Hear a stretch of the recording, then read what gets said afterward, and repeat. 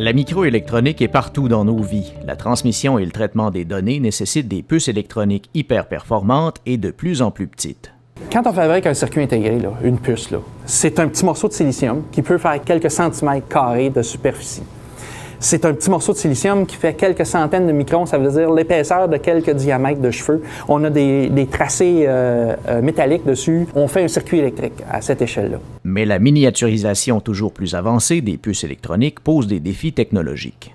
Beaucoup de projets de recherche ont lieu souvent sur le développement de la performance d'un composant. Par exemple, on va faire un transistor qui va consommer très peu d'énergie ou qui va être très rapide. Le problème, c'est qu'à partir du moment où on a un composant qui fonctionne, il faut absolument qu'il soit encapsulé pour pouvoir être intégré dans des objets de tous les jours. L'encapsulation, c'est de connecter ce qui est à l'échelle nanoscopique avec le monde macroscopique dans lequel on vit. Ça veut dire qu'il faut aussi traiter, par exemple, des problèmes de chaleur. Le fait que c'est les microcircuits, il y a tellement de calculs, il y a tellement de courants qui circulent que ça génère énormément de chaleur. Nous sommes à Bromont, au Centre de collaboration micro-innovation, le C2MI, l'un des plus grands centres de recherche au Canada. 218 millions de dollars ont été investis par les gouvernements québécois et canadiens, ainsi que les partenaires fondateurs IBM Canada, Teledyne d'Alsa et l'Université de Sherbrooke. Le C2MI occupe une superficie de près de 3 terrains de football américain. Les laboratoires disposent d'une série impressionnante d'équipements de pointe, soutenus par une infrastructure colossale. Tous ces systèmes-là sont requis pour supporter les 135 millions de dollars d'équipements scientifiques qu'on a.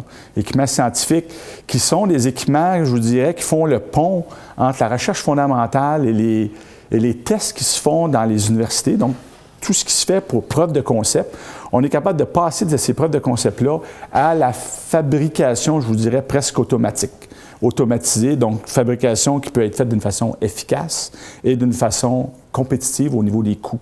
Les chercheurs sont appelés à travailler sur des technologies en croissance. Si on reprend l'exemple des téléphones intelligents, aujourd'hui, la quantité de technologie intégrée dans ces appareils-là est extrêmement impressionnante.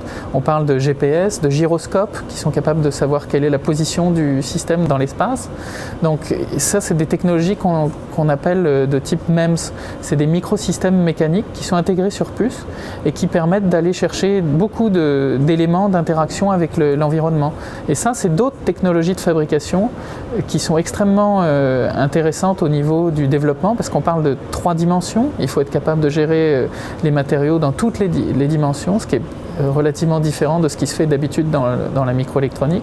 L'intérêt des partenaires industriels est de créer des emplois chez nous. Pour y arriver, ils veulent développer de nouveaux produits, mais surtout des méthodes de production sans faille. Quand on commence à penser à développer dans une mentalité où on veut être efficace, donc avoir des rendements adéquats, minimiser les pertes, on est capable en Amérique du Nord de faire le même travail qu'on peut faire au même coût en Chine.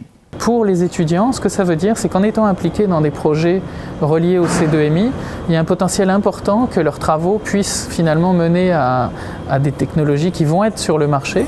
Et en plus, au niveau de la carrière même des étudiants, ça permet d'ouvrir énormément de voies vers des emplois qui vont être liés à ces technologies-là.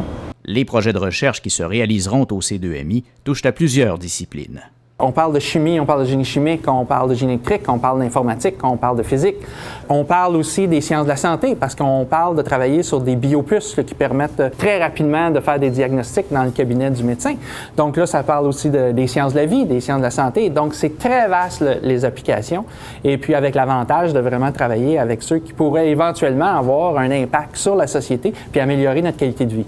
La création du C2MI s'inscrit dans une série d'autres partenariats nationaux et internationaux qui positionnent l'Université de Sherbrooke parmi les joueurs majeurs dans la recherche en micro- et nanotechnologie.